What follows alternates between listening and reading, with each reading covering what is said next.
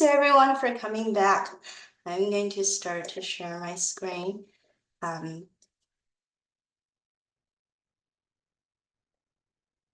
right. So before we talk about this session is about data types and type conversion. Let me minimize my little window. So there are mainly three types of data: integer, floating point, and string. We talk about strings support adding and multiply. If you want to repeat a string for multiple times, you could use asterisk. If you want to concatenate the string, you could use adding a plus sign. So now we are going to talk about type conversion. So first of all, we need to remember that we cannot mix string with integer, for example, but we can mix integers and floats freely. So I'm going to make a little point here. We can mix integers and floats.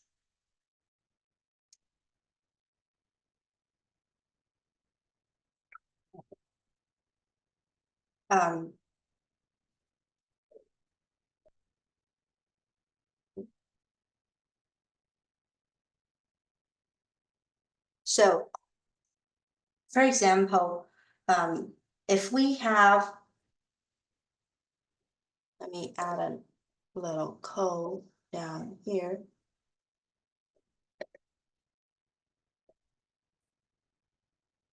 And then run this little. If we have two different types, for example, one is an integer and another is a string, we have to convert the string into an integer. So it will be example like this. If we want to print 1 plus 2, but 2, it was a string type. So 2 was a string. We can use int function to convert that into integer. And then we can perform this adding function. So integer will be dealing with integer. So integer cannot dealing with string. So if you have a string and you want to make it convert into an integer, we can use int function to convert that into an integer. So this idea is similar to what we did before when we were converting something to be a string earlier. I remember we used right here. So before we would like to get the first digit number, so we can only do that with a string. So we convert this integer into a string. So now we cannot dealing with integer. We cannot mix integer and a string in an operation. So if you have integer and string, you have to make one of them. For example, make this string into an integer. So this is the idea of conversion, type conversion. All right, any questions? Similarly, we can also do, if you can convert the first one into a string, 1, and then the second one will be string. So that will also, can somebody guess what will be the output of this one? Because once you convert them into a string, and then we talk about if you're adding strings, that's going to be question. Excellent. Thank you for sending that answer in the chat box. That will be concatenate these two strings together. So that will be 1, 2. All right. So, but if they're both integer number type integers and floats, then we're fine. So for example, we can print Half is 1/2.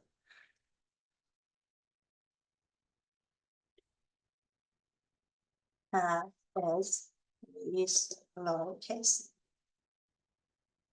And then we have a comma, and then 1/2 2.0. So this is a float and 1 is an integer, but if we're using division right here because they are both number type, we are fine. We run this line, that will give us the correct answer. And similarly, if you have 3 squared, you can print and then go to 3 squared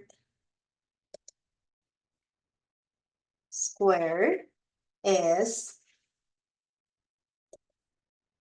and 3. If you want to do 3, fine.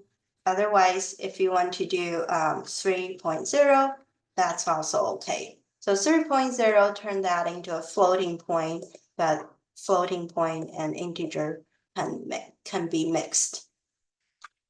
And we use 2 asterisks to indicate this is to the power, and to the power of 2, that's square. All right. Any questions about integer and floats? They're okay. And integer and string, they're not okay. We have to convert one of them to do the operation. All right. So another point is that variables only change value. Let me see the chat box. Yes. Float refers to a number with decimals, like 3 and 1400ths, or negative 2.5. So anything that is not a whole number, that will be float. So variables only change value when something is assigned them. So we make one cell depend on another and update the later. The former will not necessarily update in programming language. And to illustrate that point, we're going to do one little example here. So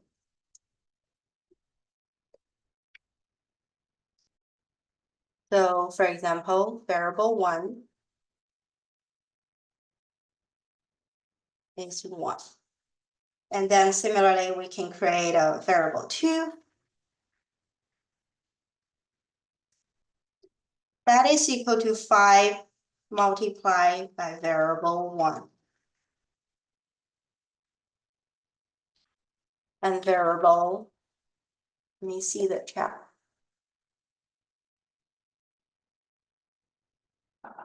Yes. Right. If we do print 3/2, the results will be automatically a flow. And we're going to talk about division in a moment, but that's a very good question. Division has a lot to say. All right. So in this sequential lines, I have created variable 1 to be 1, variable 2 to be 5 multiplied by variable 1. And then I have variable 1 is equal to 2. So if you print, the first one is and the second one is,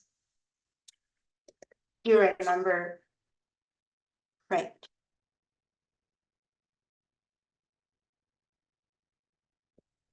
First is, and then variable 1. Second is, and second is variable 2.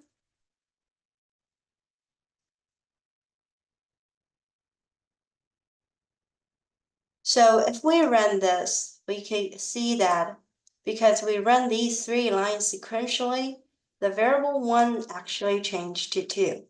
However, when we run variable 1, we didn't update variable 2 in the code. So variable 2 will remain to be 5. And we can see whether that is the case. Yes, indeed. So variable 1, the first is 2 because of this line, but variable 2 will not be changed to 10. Instead, it remains to be 5. So this point is variable only change when something is assigned to them. If you didn't update the ladder, it will not update in programming language unless you update in the code. So next we're going to talk about a very important thing about something somebody just showed me about the division.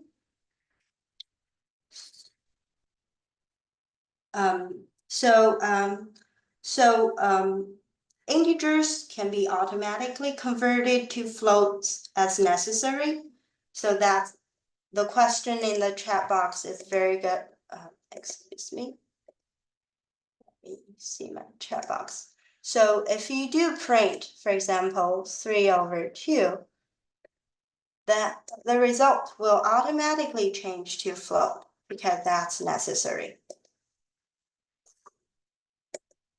That's 1.5. And then if you type, it's going to be used to check on the type. And then print that one, that is a float. So the result can be changed to floating point as necessary. All right, any questions? So next we're going to talk about an important step called about division.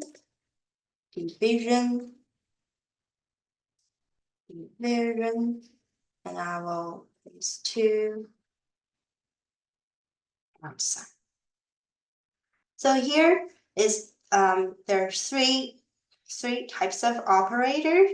The first one will be called flaw division. We use two forward slashes to represent floor division. And I'm going to show you what that means in just a minute. Division. So add another code chunk and then get started. Let's say if we would like to print 5, let's do a string, 5 double forward slashes, and then over 3, and then 5/3. It produces 1. Yes. Does int round down, or if you're right, the int will only, when you convert a floating to an integer, it will only keep the integer part. Int is to convert or force a floating point to be an integer, and it will only keep the integer part. Yes, there's no rounding, it just cuts off. That's a very good question. All right, so we mentioned about floor division and floor division. You can see this example to understand what floor division does. 5/2, and that will only give you the 1.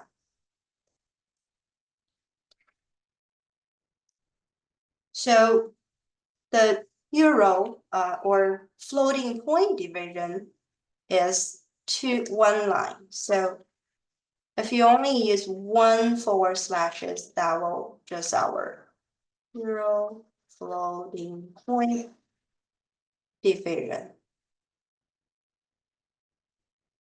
So using the same line, but let me print it.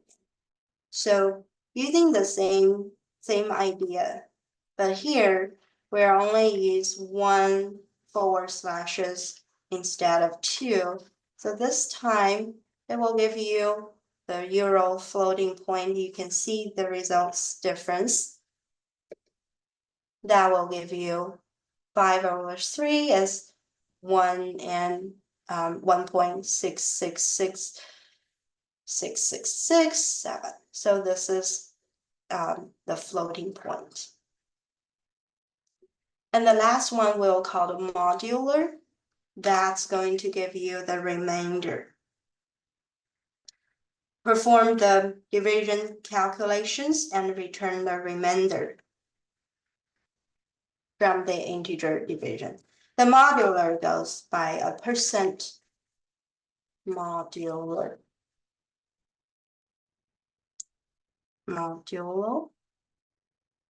and this will return remainder. And our example will be the same one, except that we're using percent. 5% 3, that is going to be 5% 3. So you can guess the result will be 2. Because the remainder is 2. So we have a little challenge question for you to think about to practice this this floor division or the floating point division. And there may be more than one correct answer that will lead you to the answer of this one. So in this little example, we will be given the number of subjects taking part in the study. So imagine we have a group of people and we counted the number of subjects taking part in a study. And then we also have the number per survey. So think about a focus group and every survey require a group of people. So the number per survey will be the number that can take part in a single survey. So our object will be to calculate the number of surveys needed to reach everyone once. So if we go to our little exercise right here in our learning.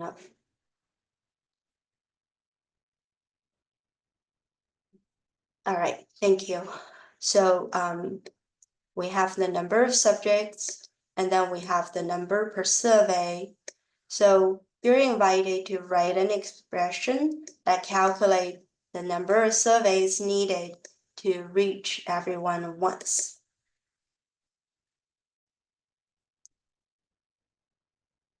So you can think of this, the first number that is a whole, and then the second number that is, you could think of that as how many in a single set. And then we would like to get the number of sets needed to reach everyone once.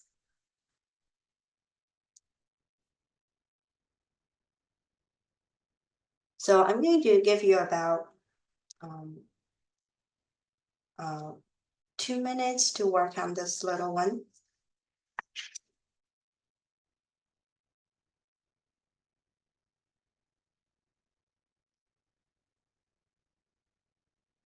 And I do have a starting code. Let me give you 2 lines of coding.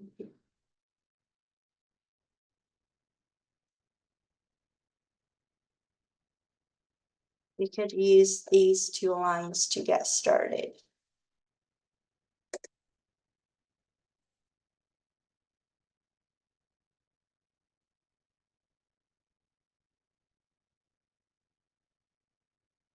And then see if you can calculate the number of surveys needed to reach everyone else once.